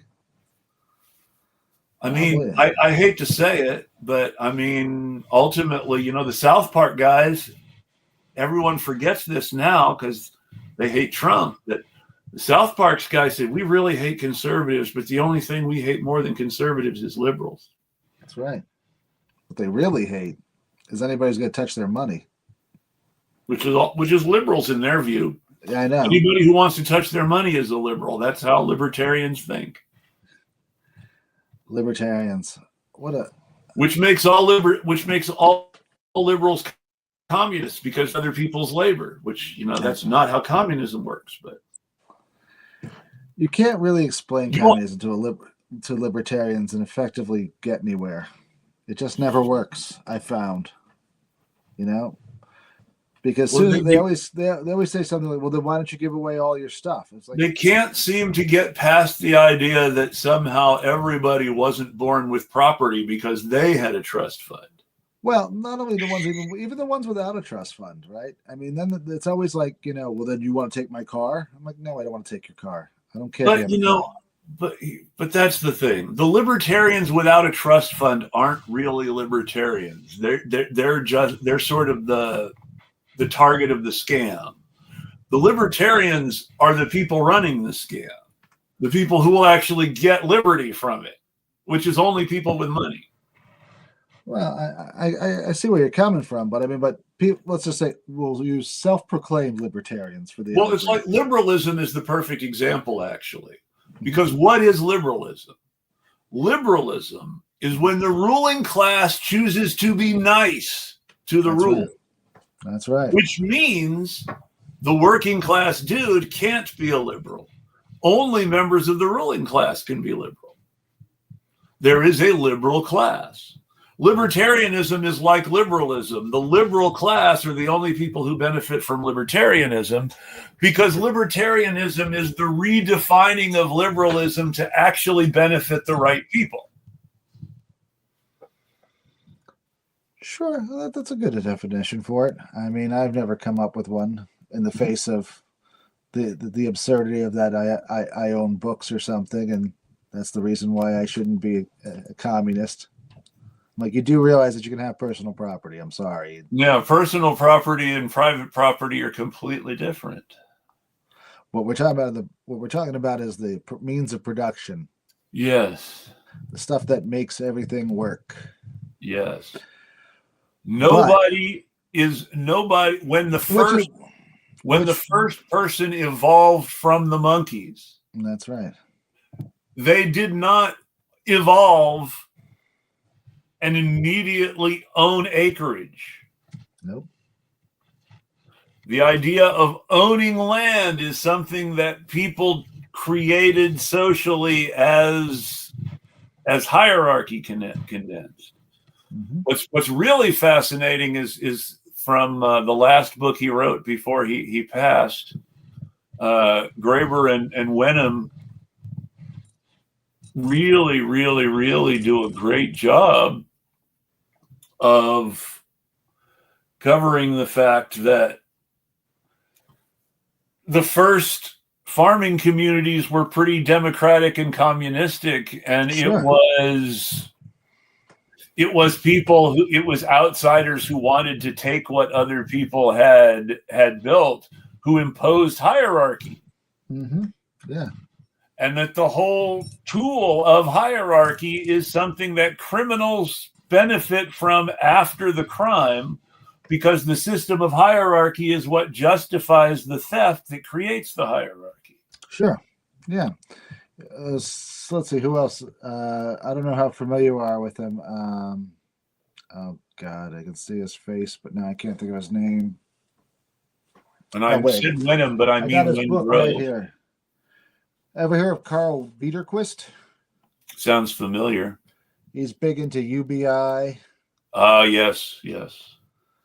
I mean, he writes that in the same basic concept about how, the imposition of a ruling class is by definition a function of the fact that they took over in the first place. Yes, exactly. Right. I mean, it's not something that grows out of the normal population that is being ruled. It's always imposed on it.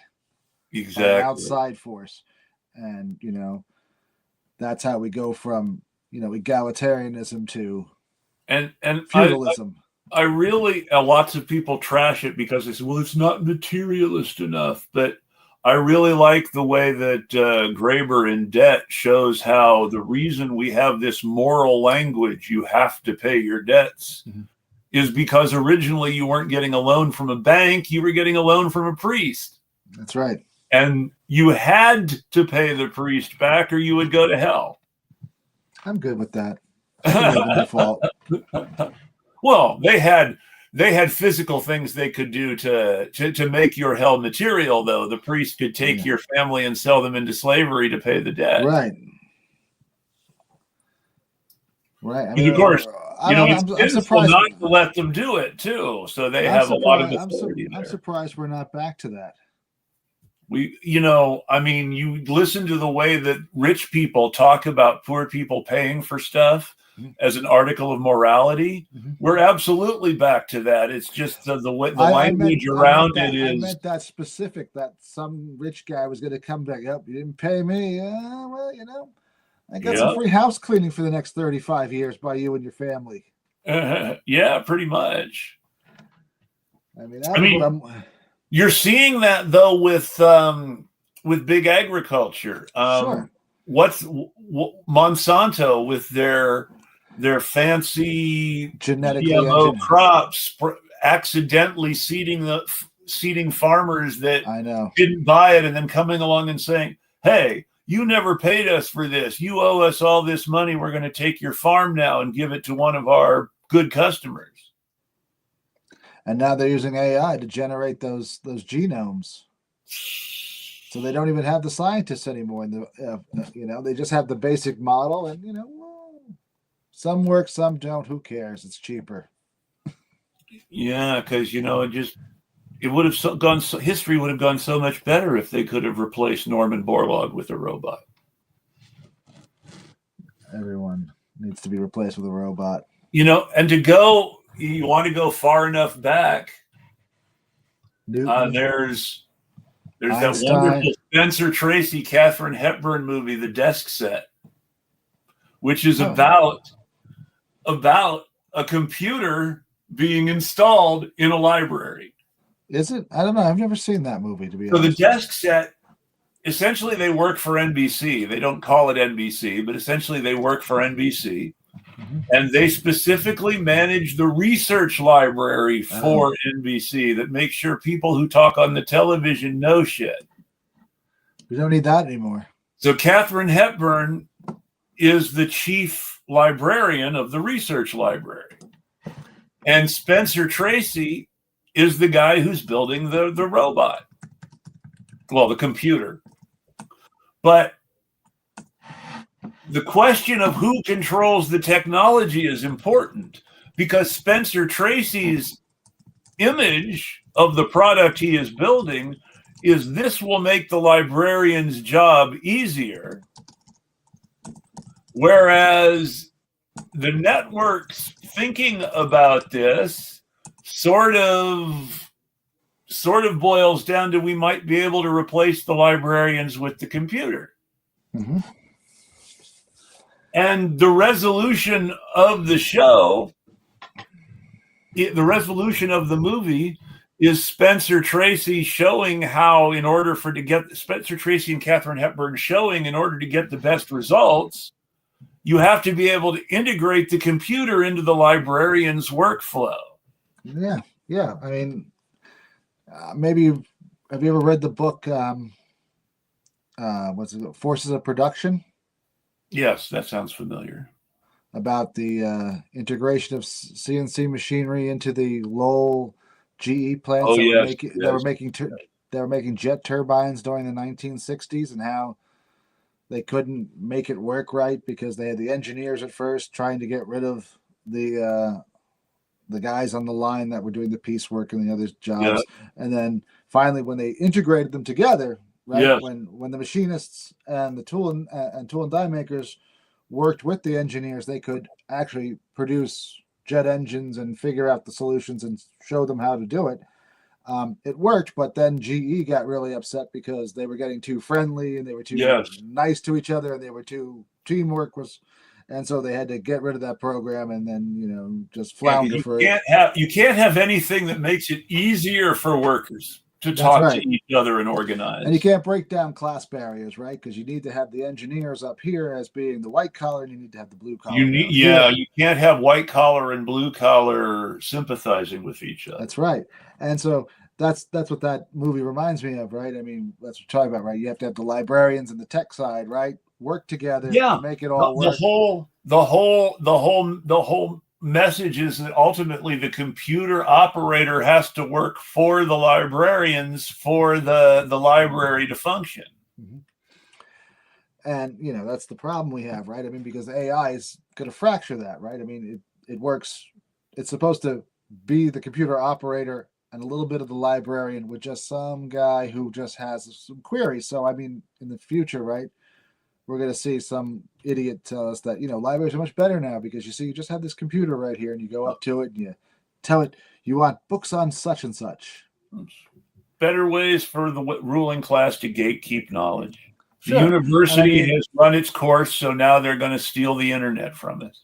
Well, I mean, but it's great for that. Think about it. I mean, now, you just leave out a whole lot of books, right? I mean, it just... Yep. That's why stuff is disappearing from the internet unless it's archived somewhere else. Right. And because, you're probably not going to be going through stacks of books anymore. That's too mundane, right? I mean, you're going to have a little conveyor belt and all of a sudden the stack of books come out that you want. Pick your 5 books, go on your merry way, scan them and go home. So any final thoughts? I see we're right around the 2-hour mark. So what do you have any final thoughts? Anything you want to promote? Well, I don't have anything I want to promote right now. I'm other than the fact that I'm trying to run again for town supervisor. That's why I don't like not to be put down. And thanks to the new rules that the Democrats made, where we're now going to vote every even year, this job is back up. An election in 2026. Yeah, one in 2025, one in 2026. So I'm going again. Well, that So makes sense. I'm working on that. That's it. Hopefully, Bringing the and anarchist collective to upstate New York. trying to. I got some really negative pushback, but I figure why not? Somebody's got to do it. That's right. It's a dirty job, and someone's got to do it. And that is pretty much all I've got going on right now. Well, the main thing I have to promote, as always, is this show. So if you're still watching, thank you. If you want to support the show, check out the Patreon, follow the Substack. I would really, really like to get up to 50 patrons. That would really help right now. I'm at the point where it's going to be hard to pay for the streaming software this month. We'll see. And if anybody wants to give a one-time donation to the show, the PayPal is Eclectic Radical. And we can use all the help we get right now, especially since I don't have a day job to pay the bills right now. I do want to thank everybody who supported the show in the past. I hope people can continue to support the show. And I'm going to have to start talking about things like subscriber count and patron count more than I used to, for which I apologize in advance. And I hope everybody has a great week. Until the next show. Well, thanks for having me on, as always. My pleasure. Thank you for coming on. It's really been great. It has been. And, of course, I will be inviting you back. And everybody else, I hope you all have a great day and great week. And I'll tweet at you.